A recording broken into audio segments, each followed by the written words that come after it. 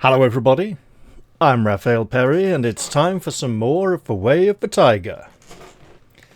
In the last episode we fought our way out of the castle and drove out the enemy from our fair city of Irsmuncast Niedge.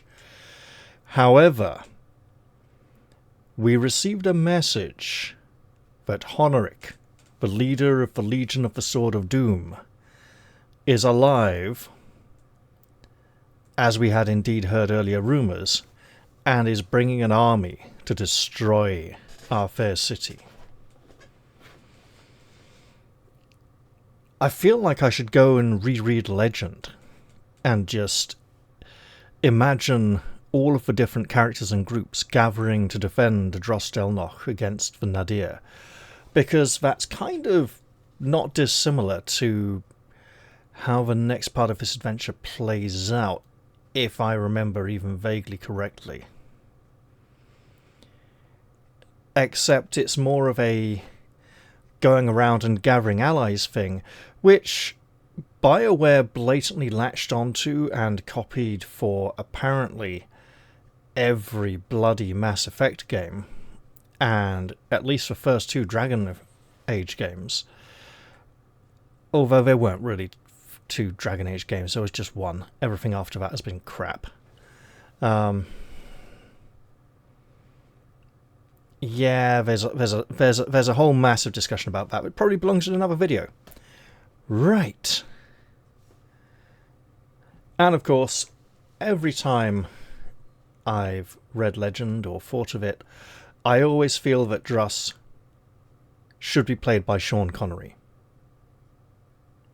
The voice, the mannerisms, everything.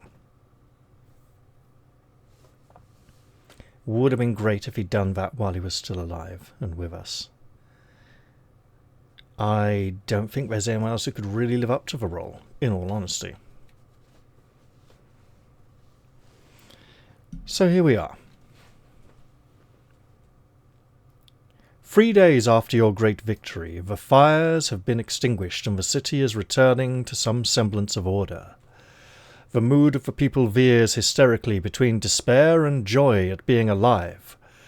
Few families have not suffered the loss of a dear one, but all know that their fate under the rule of Shadazar would have been unthinkably black. The task of repairing the breaches in the city wall is begun immediately, and the laws that you enacted before your journey to seek the orb and sceptre are in force once again. Gwyneth's troops are maintaining order. You have become entirely dependent upon her in the times of dire extremity, but she is busy reforming an army and overseeing the repair of Irsmuncast's fortifications. That dependency may not be too much of a good thing, but she is a stalwart ally.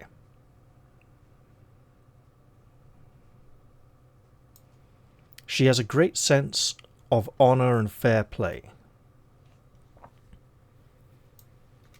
Of the noble cities who had so influential, I'll do that again. Of the noble cities... Blah! Notables! Not noble cities. Right, okay. Of the city notables who had been so influential when you cast down the usurper, 4 are either dead or flown. Parsifal, the head of the monastery of your god Quan, was assassinated by Mandric, the guild master of assassins from faraway Wargrave Abbas. He has been replaced by Hengist, a younger man who is a dangerous martial artist. Together you have already begun to retrain your fellow monks so that the martial arts tradition of the temple to Quan in Irsmuncast should be worthy of its name, and they may be required to stand on the field of battle beside us against the forces of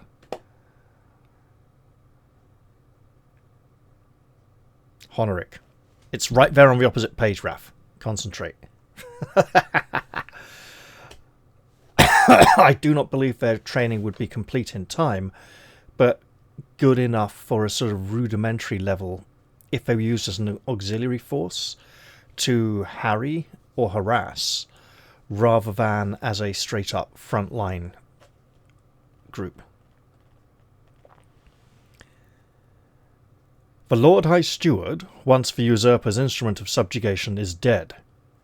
Well, that happened during our absence, and Foxglove, latterly the shrewd and captivating head of the Order of the Yellow Lotus, the secret informers, has disappeared without trace or rumour. Although that doesn't mean she's dead. The Order is no more. Well, that means that the unpopularity we received for endorsing the Order will still be around for a while, but not that much. Golspiel and the other merchants are either dead or flown. You must look to trade if the city is to feed itself. The other notables, the rabble-rousing demagogue, Gwyneth, Greystaff, and Solstice, the High Priest of the inscrutable Templars to Time, have all survived, but your trusted servant, the Seneschal, now walks the paths of the Valley of Death alone. Now then,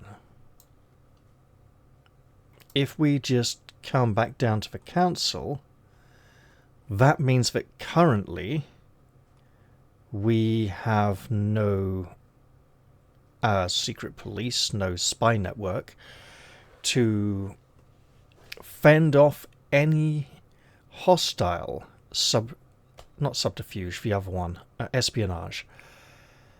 And Lady Foxglove is not sitting on the High Council, so we're down a councillor.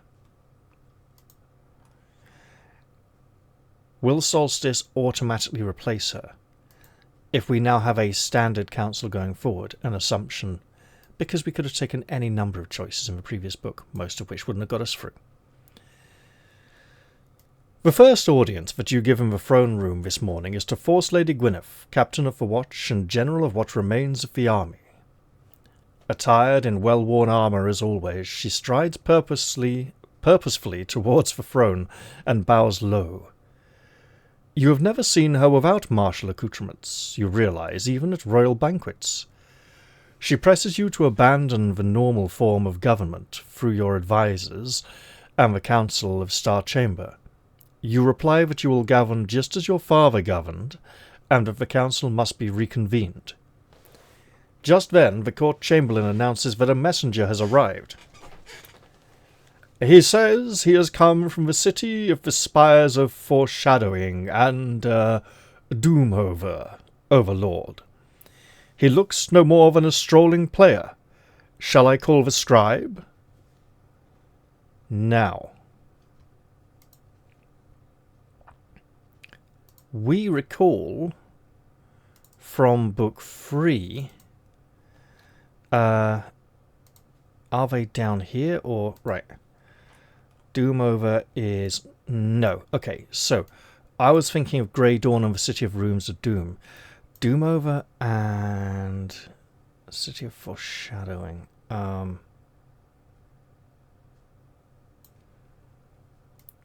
it was a bad place. I remember when we came through it.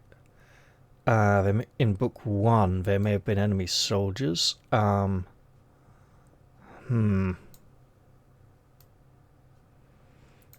in book 2...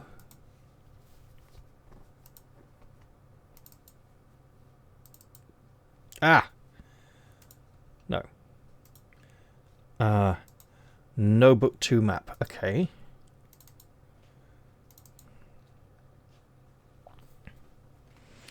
Doomover's down there. City of Runes of Doom is in the wrong place. Corrected in book 3.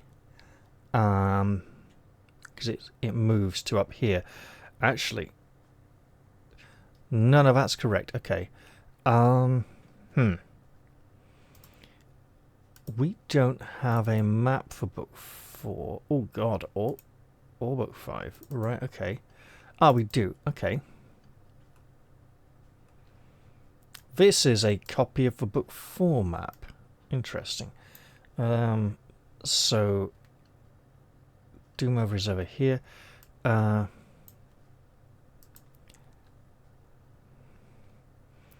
Spires of Foreshadowing. Where is that?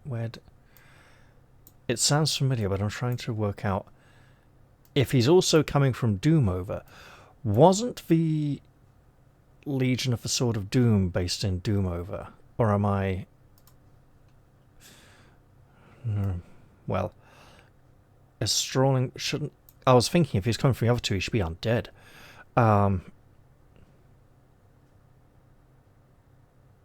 Yeah. Wait. Isn't there a temple to Dharma in Doomover? Was that Doomover or the other one in Book 2? Ooh. Now I want to go check. I want to go look things up and waste your time. And mine. Right. Let's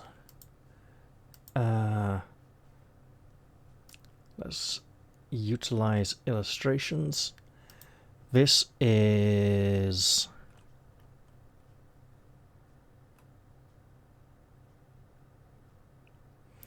Harif. The city of Harif Sikro. Yeah, was it 132? Ish. Oh, there's a test of memory. 131, 130. No. Okay. Okay, let's do it this way.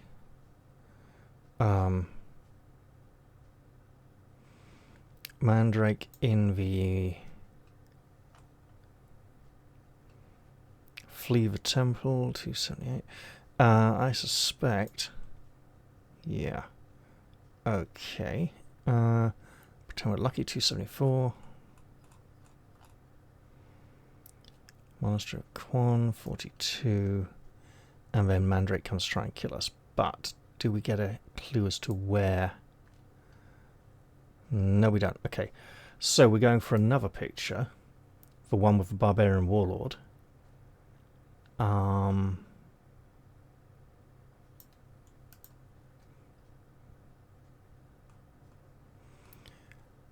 Ulrichshaven.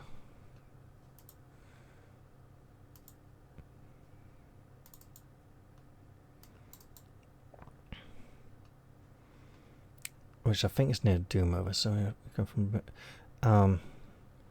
wait, Spires of Foreshadowing. Right there. Okay, well, we've found the two locations, and they are nearby. Greyguilds on the Moor is where our friend is, I believe. Don't need to look any further now, then. Right.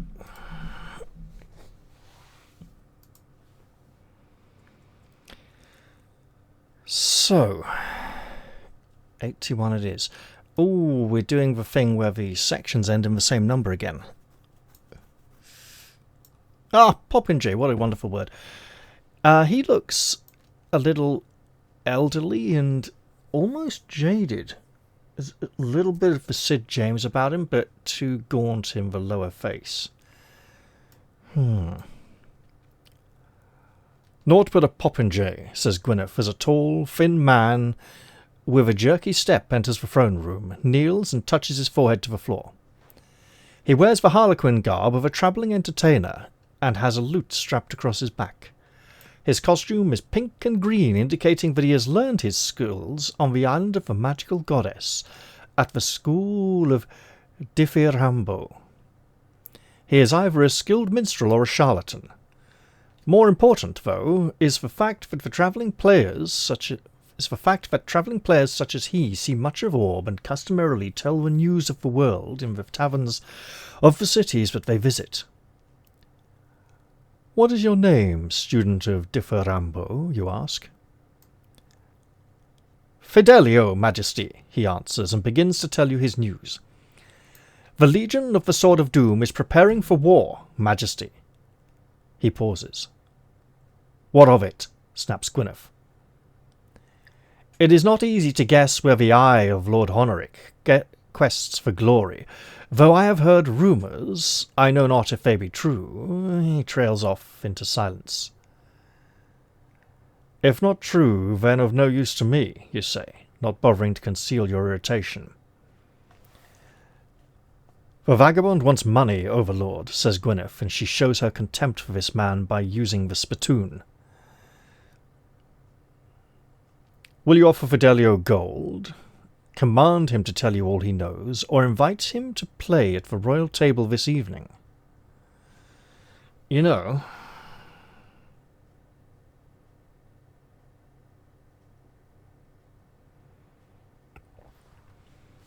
money is rather short right now.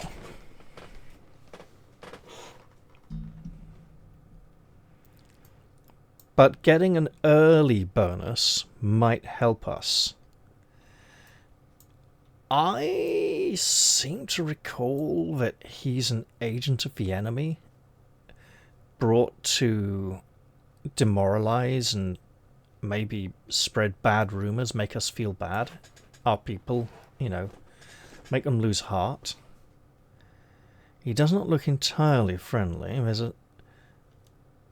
You know what he looks like. Oh. Eric Sykes. He looks like Eric Sykes. Quite a bit. Oh. I don't know how much money he wants. If we invite him to play at the royal table, is that implying we will pay him? Or that he might get tips from the crowd? I feel commanding him to tell us what he knows is bad. If we offer him gold, that'll tick off Force Lady Gwyneth. And we've already upset her once by saying we won't abandon the structure of government. I think she was wanting to maybe impose martial law in this time of emergency, and that's not an entirely bad idea, but it may end up giving her even more authority. And eventually people might ask, why am I the one ruling and not her? Inviting to play at the royal table this evening is interesting.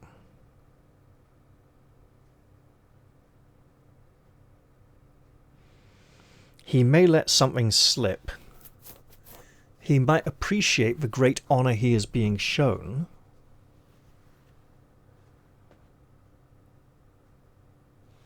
I'll go with that one.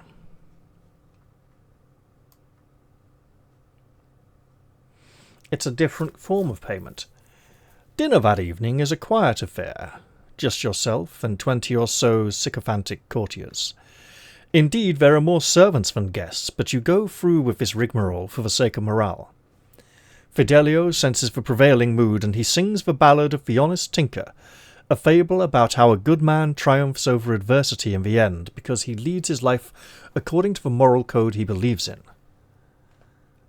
Then he plays something more stirring, and you are soon marvelling at the skill of the bards on the island of the goddess. Looking around, you see that he is well on the way to captivating the hearts of most of the ladies present. Next he sings the song of the Orb of Kings. The orb is a green gem that one of the erstwhile kings of Sorcerak placed in his eye so that he could see invisible beings, but in the end he was killed in his sleep for the gem by ruffians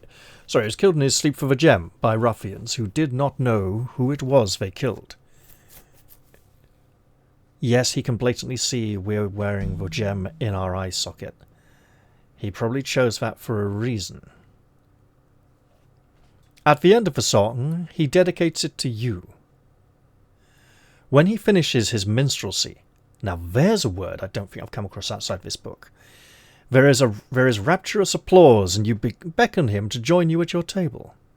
So he will feast merrily. He tells you all of the news that may be of use to you, or so it seems. Let's make a note.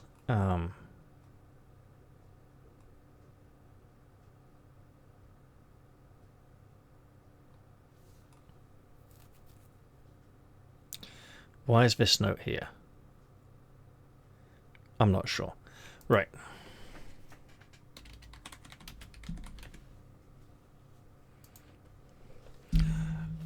Sorcerak desires vengeance, Overlord. Many on Orb know what came to pass at Quenchheart Keep when you triumphed over the Death Mage and Yaemon, leader of the Order of the Scarlet Mantis. Sorcerak has not forgotten the humiliation. He is preparing to ride to war on the first day of Grimweird, a day that is sacred to Vash Ro, his god of war. You have until then to prepare for the onslaught. Fidelio also tells you that there is much debate at the court of Dom the Prescient, the king of the ancient enemy of Doomover, the city of the spires of foreshadowing. Some of the tools of fate, the chosen heroes of the goddess, wish to go to war. Oh, I see, the tools of fate are that. Right. Some of the tools of fate, the chosen heroes of that goddess, wish to go to war against Honoric if he marches out, but Dom fears that the forces of death from Mort Avalon will join Honoric if they go to war. I believe he fears correctly. But some, not all. You thank Fidelio for his help and send word that you will call a council of war in the morning. So,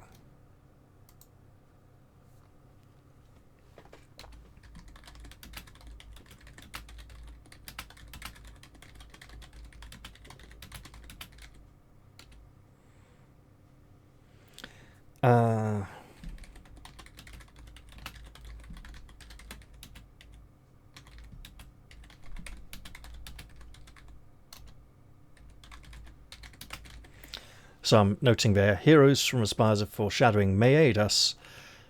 This may help us in diplomatic overtures in the near future, and undead from Mort Avalon may march at Honoric's side. Not necessarily undead, but maybe like death priests and so on. You thank Fidelio for his help and send word that you will call a council of war in the morning.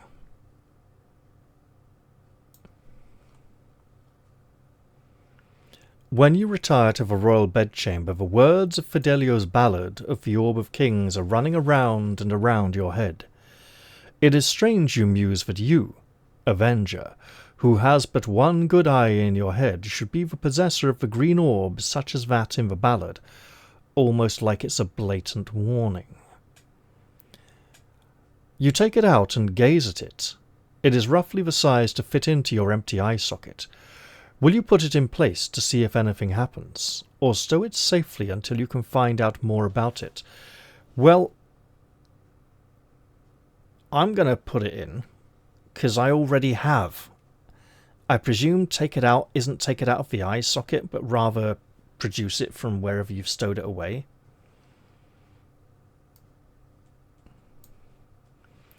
The emerald orb seems to glow threateningly as you raise it to your empty eye socket. It slides neatly into place, and the flesh around it begins to creep so the orb... Why am I being given the option to do this again when I've already done it? So we will leave the orb to embed itself in the eye socket. Cold Fear, yeah. If we finish this...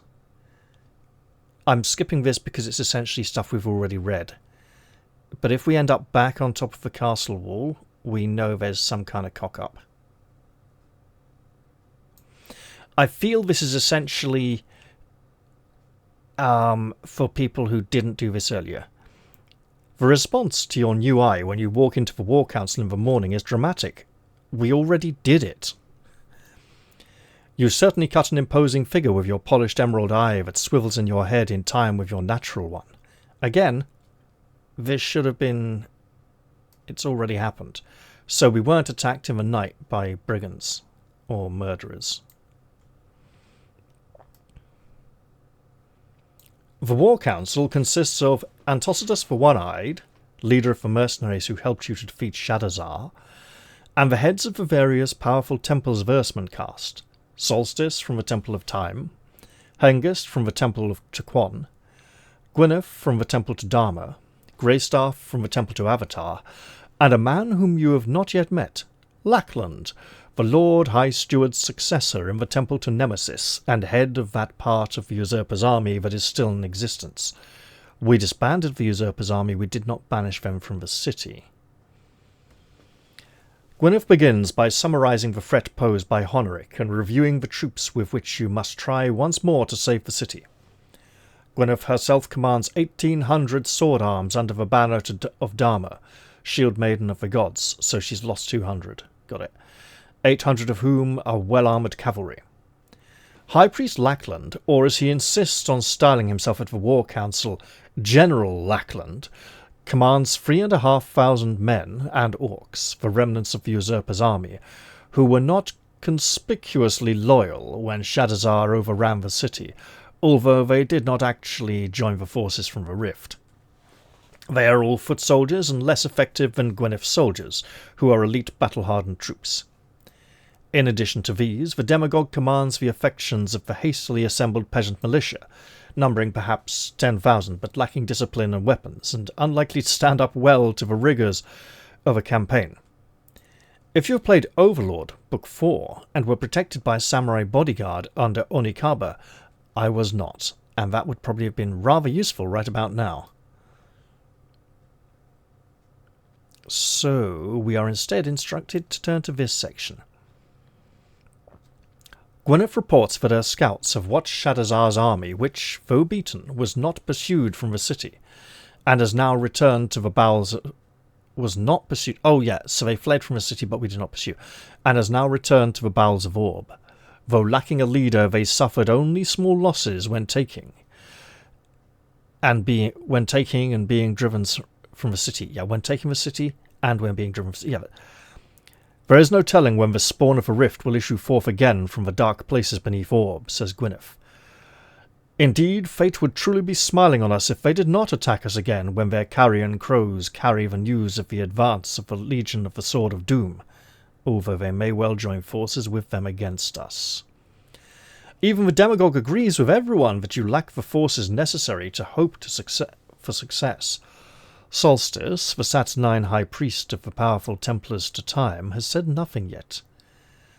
Will you ask him to send spellcasters to help your army, or ignore him? Right, he has said nothing. The Temple of Time is incredibly neutral, and they haven't really done anything very much to help us yet.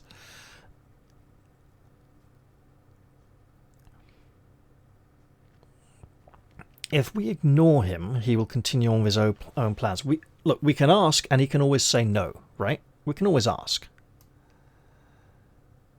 And he will say they are already helping you. The trials and tribulations of the rulers of cities are beneath the notice of the Temple of the Snowfather, who came before all and will endure after all, just as the Temple to Seasons would survive under the rule of the one you call Honoric, replies Solstice. And under the spawn of the Rift, queries the demagogue. Even you, Solstice, who closets himself away from the world, must have heard the tales of the City of Bone that lies deep below the Rift. How would your precious temple fare under the rule of the Old Ones? Solstice is unmoved by the demagogue's outburst, but there will be no help promised from the Temple to Time. Makes you wonder what he is doing on the City Council. Perhaps he's a mediating voice, right? He's there when people are offering a lot of extreme solutions. He might be a voice of reason. Seeing a lot of auto kills here, by the way.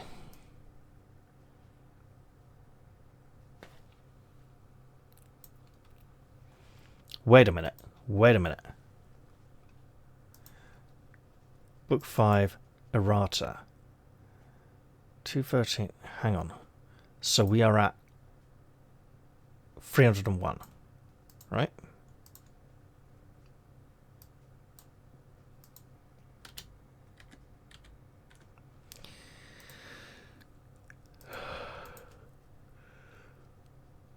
Those are all high numbers, I don't believe. Yep, they're all battle against Spawn of a Rift. 361. Okay, no, I don't think we've been to any of those. I was thinking about the instructions regarding the eye. It has become clear to all present that you must seek an ally, one with a professional army that can be ready to campaign in the Man March by the first day of Grimweird. All agree that only you have the charisma to persuade another city to come to your aid, but time is running out. You ask for suggestions as to the best choice of a city for you to visit on a diplomatic mission to enlist the support of another army. Greystaff throws up his hands and says that he knows nothing of armies and war, but that his temple will provide healers for the army. The demagogue makes the first suggestion. Surely there is but one choice, Overlord. The spires of foreshadowing have lived under the threat of war from Doomover for all living memory. Their armies have clashed 3 times this century. With the tools of fate on our side, we may yet win victory. Hengist speaks next. The forces of fate are not our natural allies. At Wargrave Abbas, beyond the mountains of vision, we may enlist the aid of the monks of Quan and the shield maidens of Dharma, who also have a temple there. Too far, says Antocitus. You could never return from there with an army in time to defeat Honoric. He would be defending our own walls against us. And then what do you suggest, Antocitus? I suspect he's about to.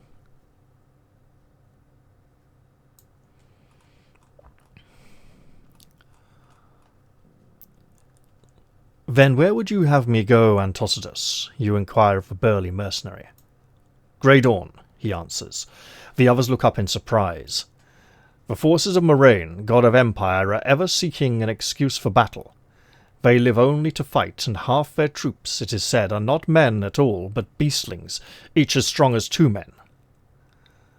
Greystaff says, Might we not find that we had brought an even greater evil into the man-march? Did we not learn that Irsmuncast Nyedge was originally founded by worshippers of Moraine, who expanded and built a city there? Also, Dore Lejeune roams the world adventuring, but he does seem to have a home in the city, or at least spend time here from time to time. Is he a follower of Moraine? I can't remember. Antocitus replies, We could bribe them with land to the east of the city. They would protect us from the spawn of the rift then, because it would be their home, so it would be invaded first. Irsmuncast has always suffered because it is the easternmost city of the Man-Marsh, nearest the bowels of Orb. Why do I feel like none of these are good choices?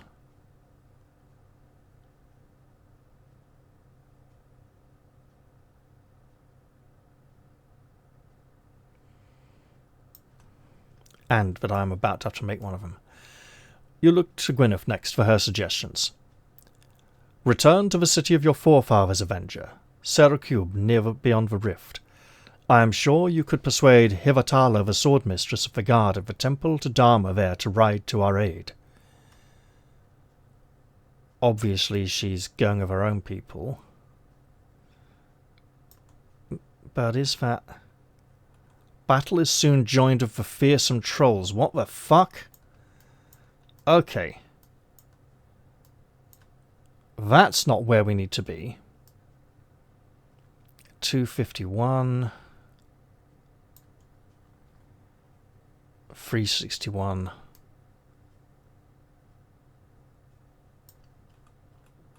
little bit of backtracking here. 371.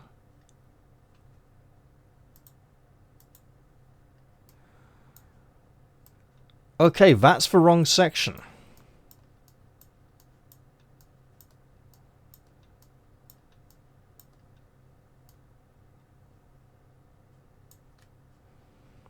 One moment.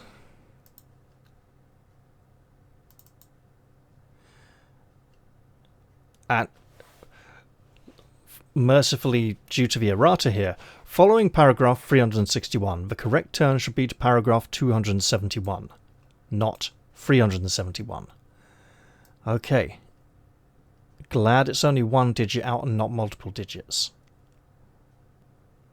We are not once again fighting the trolls trying to break our way into the palace. Lackland is silent. You cannot tell what it is that he wants. Perhaps for Honoric to be victorious, even. To your surprise, Solstice has a suggestion. Upanishad. It is the largest city on Orb. The largest temple in the largest city is the temple to your own redeeming god, Quan. It is larger than the rest of his temples, piled on top of one another. The next largest temples there are the temples to Dharma and to Moraine. All of you could have your way. But, says Hengist, Upanishad is beyond the desert of Verdurvan, at least as far as Wargrave Abbas. There is no time, Solstice, you comment. The Temple of Time. The High Priest of Time looks at you sourly. There is always time, he says, and stalks out of the star chamber to lock himself inside his temple once more. We appear to have offended him.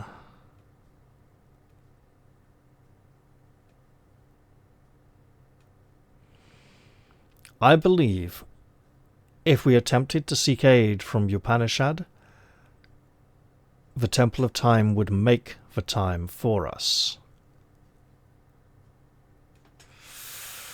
I also feel I have not yet written down any of these choices or made any serious notes. Perhaps I should. Leave me now. I wish to be alone to think, you say, and the others file out of the star chamber. It is vital that you make the right decision. If you wish to consult the scribes for more information about the cities, that would probably be a good idea. We should also probably consult some maps. Now,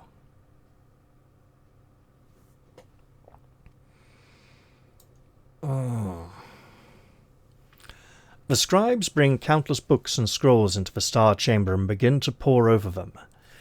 One of the first things you notice is that while the Man March looks more or less the same on all of the maps, they all disagree as to the precise geography and even the names of the cities outside the Man March. I suspect we can return to this section multiple times. Will you ask for information about Upanishad? Yes.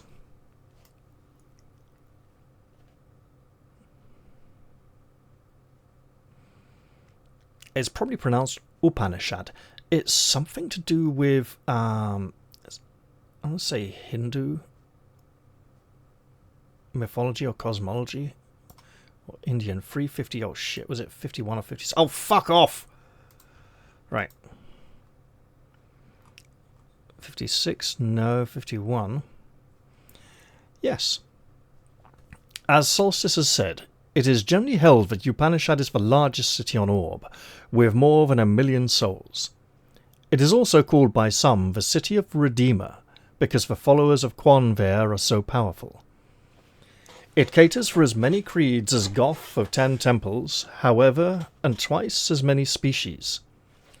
The most powerful man in the city is reputed to be the Grand Master of the Stars, whom people call the right hand of the Redeemer, but he seldom leaves the Duomo monastery. Upanishad lies between the deltas of the Great and Kesh rivers, north of the jungle of Kesh. It is 100 days' journey.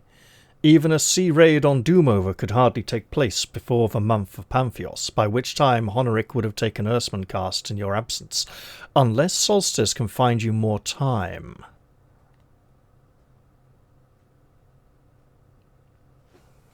Solstice could find time by making our people travel very quickly, or slowing down Honoric's forces, or some other shenanigans. Turn to 261. Okay. And then it will say, do you want to call on the scribes? Or do you think you have enough information, right? Yes, so we'll go back to 61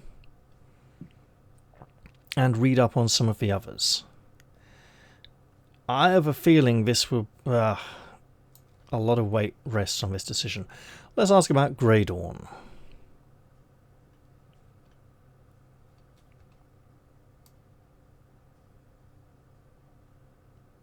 You know what I should do?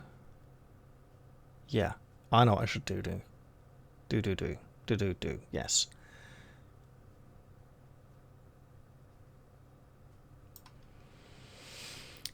Very little is known about Grey Dawn, a city often literally shrouded in mist at sunup. It lies south of the Rift and west of the Great Plateau. The only other cities in the same valley of the river Greybones are the city of the Runes of Doom and the Walls of Shadow, both cities of the dead. It was once a civilized city from where a large empire has ruled, but that was long ago.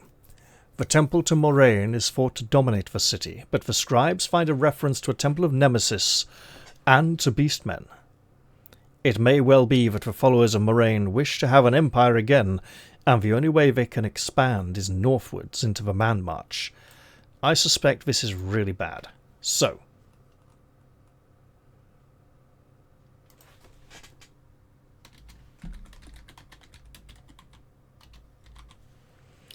I think I should continue reading and note all of these pieces of information. I should have also probably noted who suggested going to Grey Dawn. I think it was the mercenary. So,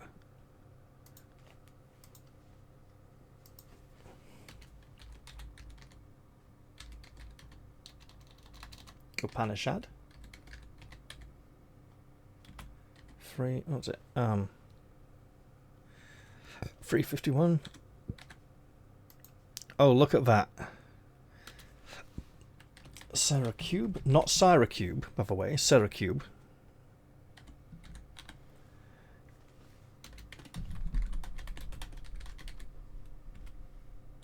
Warbringer Abbas and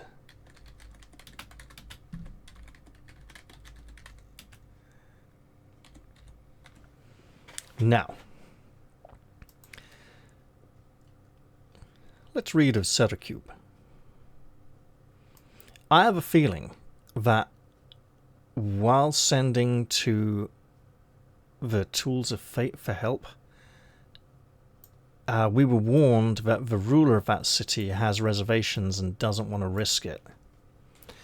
Syracube, the city of your forefathers, is also called the City of Gardens.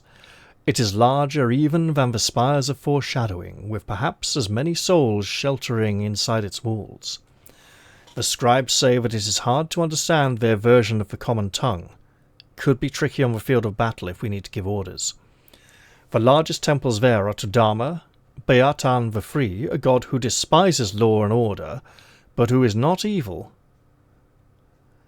and to Ilexcuneon, a strange nature god whose priests call themselves druids.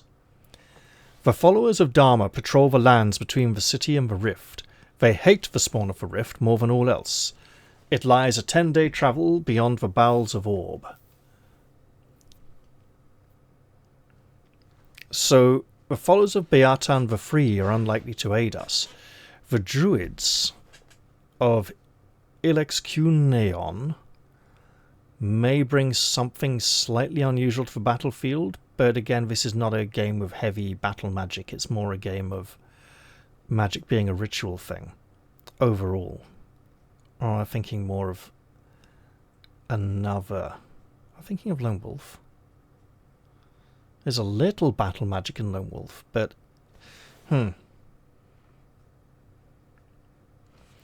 could be communication problems. So, Wargrave Abbas, we've been there before.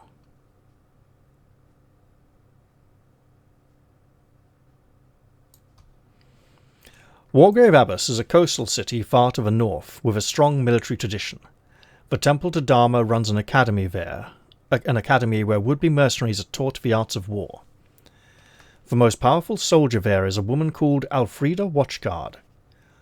You spent time there on your return journey to the Island of Tranquil Dream. You spent time there on your return journey to the Island of Tranquil Dreams from Quenchheart Keep, and it was because of your presence that the Grand Master of the Temple of Quan there was killed by Mandric, their guild master of assassins. But that is all in the past. It is at least a month's journey to Wargrave, and most unlikely that you could return from there with an army long before the first of Grimweird. So, I'm just going to mark 2 of these.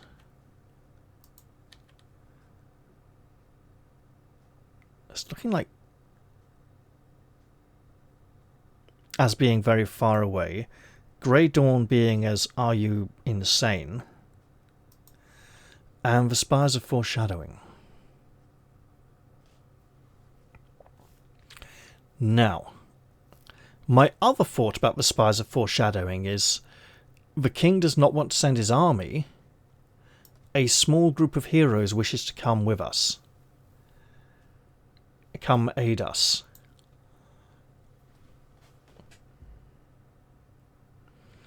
The Spires of Foreshadowing, even larger than Doomover and Irsmuncast, is the largest city in the Man March. The spires that give the city its name are awesome to the newcomer. It is a city that is full of life and of many different types of people, ruled over by Dom the Prescient and the followers of the goddess Fate. There is also a temple to the war god Vash Ro, who is worshipped by our enemy Honoric. He who sows for the reaper, and the followers of Fate see Doomover and the followers of Vash Ro as their greatest enemy. The Tools of Fate, heroes who it is said have been singled out by the Keeper of Balance herself, reside there and command the famous Cavalry of the Wheel. The Spires of Foreshadowing lies between Irsmuncast and Doomover, slightly nearer to the latter. It is 2 10 days' journey away, so it's the second closest. Now, let's avoid looking at too many specifics here on this battle map, because there are many of them. But let's put it this way. Lots of units of soldiers. Right? A group of heroes, small group, this gets right into putting all your eggs in one basket. We would only have so many places they could be at once, and we need our army to be in many places at once. Doré Lejeune. Wait, this is our force?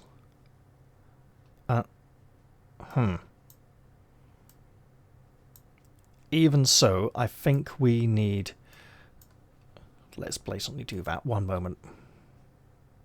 We've played book 3.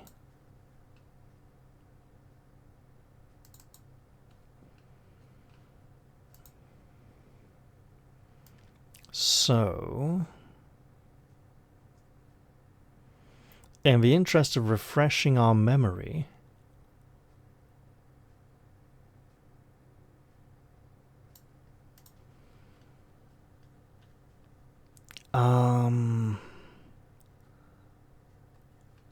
let's see if I can find the other illustration where he raises his visor, but I think that's earlier in the book.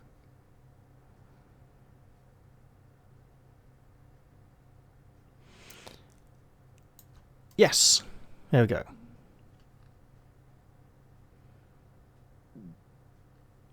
"43. What can we learn of our greatest ally? Because if he comes from one of these places and we miss him, then we are screwed. Knights of Dragonhold. If he's infested leader.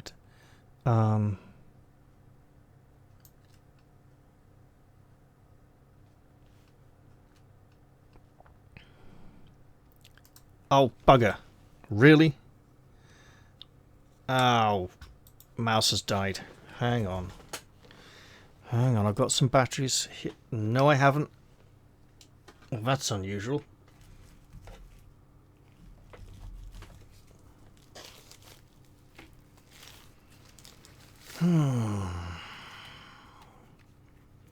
Of all the times. There we go. Right.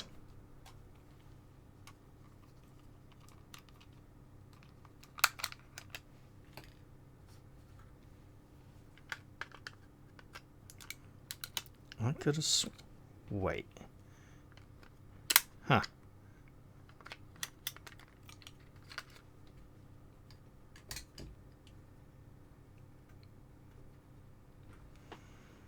Okay. I have taken the batteries out of my camera, and I will go to recharge the other ones later on. Hopefully there's still some life in the camera batteries. There we go. Good. If I was playing these books back to back, I imagine things would be a little fresher in my memory. As it is, with only currently recording one episode a week for this series, I am refreshing my memory because, you know, a whole week's passed since I recorded the last one. Well, a little over now, actually. I just want to see if he holds any particular allegiance to a city. 11 is fine.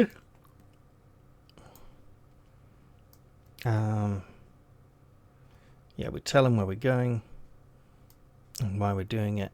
We can trust him. He's one of the few people we can trust. Now,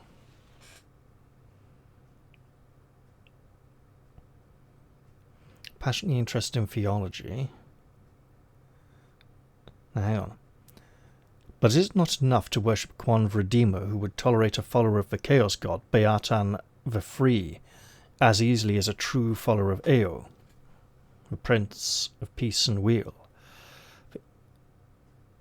He does not like the Chaos God, and Gwyneth and her soldiers also would not get along well. So, okay.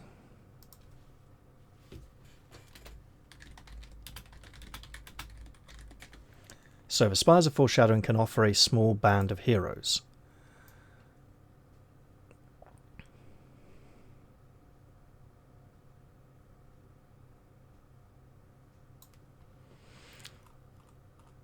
Aren't the chaotic ones wielding flails? I seem to remember. Maybe shields with an emblem on. Wargrave Abbess, shield maidens. So lots of shield maidens in wherever we go, right?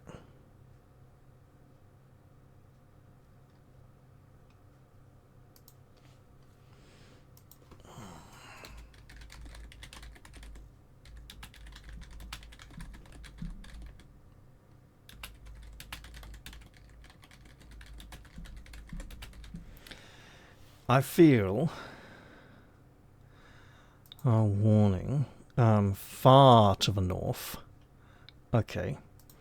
Sorcerak. Now here's the interesting part, right?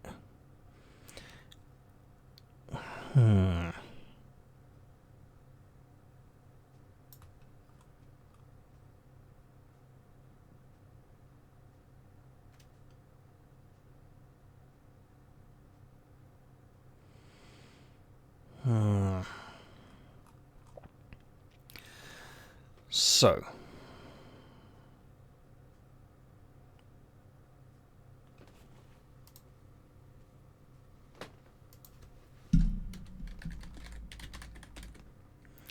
shield maidens, chaotic were shippers of Beatan, druids of Ilexcunion. Not sure how useful the druids... Again, the chaotic worshippers maybe... Okay, how about... it's the closest...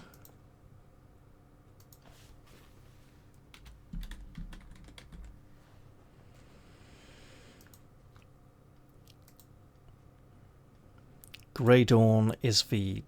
No.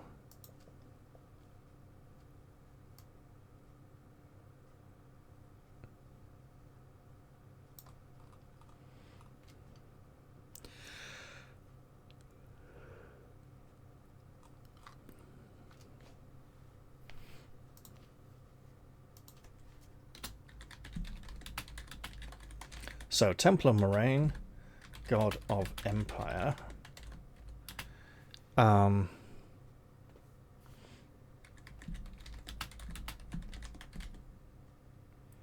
Temple of Nemesis, Beastmen, probably evil allies. Not a good deal. And Upanishad, here's the thing about this one, right? Why did Solstice go off and sulk? If he truly reveres time, he would just be calm and peaceful, right? That's interesting.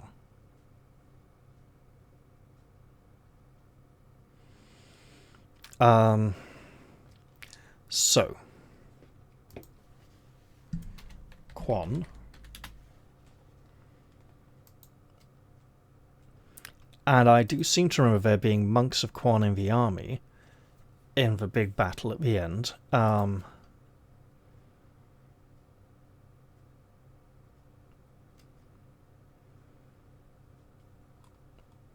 The head of the order seldom leaves the monastery. That's fine.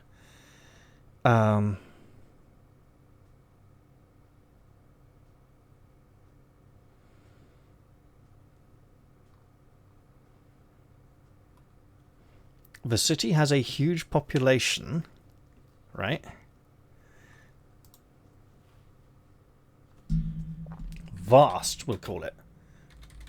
Vast population, many temples, peoples and faiths, far away. But the Temple of Quan is large and has a lot of influence in this city.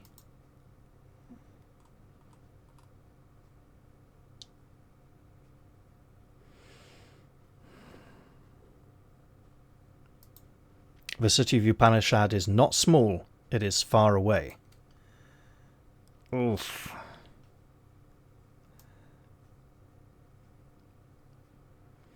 How much faith can we place in the Temple of Time? Here's the thing.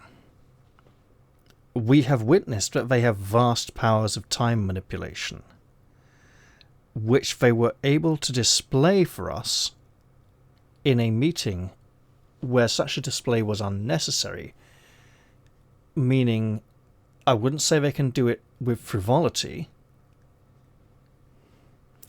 Well, let's see.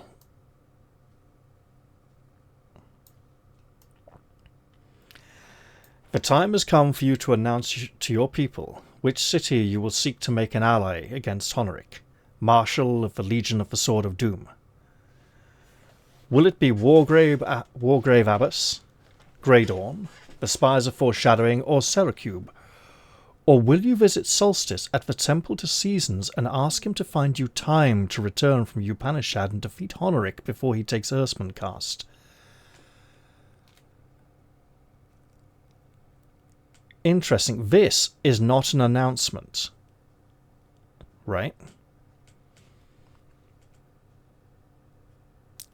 We could go and see how much faith he has. I think we should. If we have to announce that we are seeking an alliance with such a faraway place, our people may panic and be disheartened. Ooh.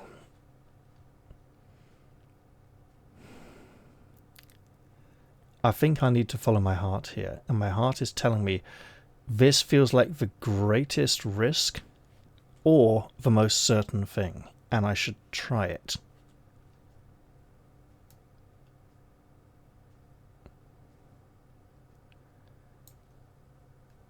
Wow. Yeah. Oh God. You visit Solstice, who promises to make time pass so slowly that you can arrive at Upanishad within a 10-day and lead a fleet to attack Dome over by sea, but he tricks you. The spell that he puts you under makes everything happen impossibly fast for you to grasp. He has slowed down the speed of your thoughts, and your powers of leadership and quickness in battle are lost. So too is the city, for without allies you cannot withstand the Legion of the Sword of Doom. What an absolute bummer. I did wonder why he was going off in a huff. The Temple of Time has never really done anything positive to aid us. At least we found an auto-kill. Great! How many dice rolls to get back here? Thinking ahead for the next episode, obviously. We'd need to fight the troll, probably. There would be some dice rolls against the Dark Elves in freeing the city. So it was a trap after all. Interesting. I was thinking, isn't Upanishad something to do with the afterlife? And that could have been a clue. Alright, I'll have to think what to do next, obviously. I don't relish the thought of replaying through the earlier combat sections of the book, but if it's a relatively low amount of dice rolls, it could be okay. I mean, we made it through practically unscathed. Used a bit of inner force. Well, that's unfortunate. We fell for an enemy trick. Is he an enemy? Or is he going by his assertion that it doesn't matter who rules the city, the Temple of Time will still stand? In which case, did he give us bad advice to get rid of us? Or as a test? Interesting. Why? Now, he could have been on the council in the previous book. He wasn't, but he could have been. So I don't think it's sour grapes over that. It's something else. Interesting. So I should have gone for one of the closer ones, obviously. Now,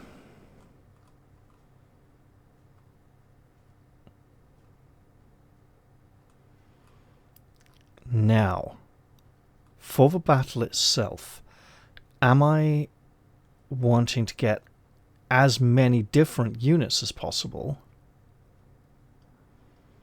So, Moraine, Nemesis, Beastmen shouldn't go there. Seracube is probably Shield Maidens, Chaotic Worshippers of Beatan, Druids of Elexcunion. It's probably it. I'm thinking Wargrave Abbess or Seracube is our best bet. And Wargrave Abbess is far away, I think, and it's where the assassins are. Seracube it is then, isn't it? That is the only reasonable decision. Huh. Well, I did say this would kind of be an all or nothing, and it was a massive gamble. It did not pay off. Alright. Reckon I'm going to wrap this one up here then. Look forward to seeing you guys next time. I'm not sure I'll bother replaying through the first part of the book, because the result would be pretty much the same unless I consider a slightly different way of handling things, like trying to climb down the outside of the keep. That could be fun, right? So, I'll see you all next time, and we'll find out what I've chosen. Bye for now. I'm sure you'll all pass judgment in the comments on my terrible choice there to confirm my suspicions regarding the Temple of Time. But in all fairness, it is my first time playing this book in about, oh goodness, 13 years? Maybe. Actually, no. No. This would have been like 1992, 93. So, yeah, about 30 years since I played this book last. It's impressive I've remembered as much as I can. Right then. It might have been at the latest. No, it wouldn't have been 98. 94. It could have been 95 at the latest, possibly. But that's reaching a bit. Okay.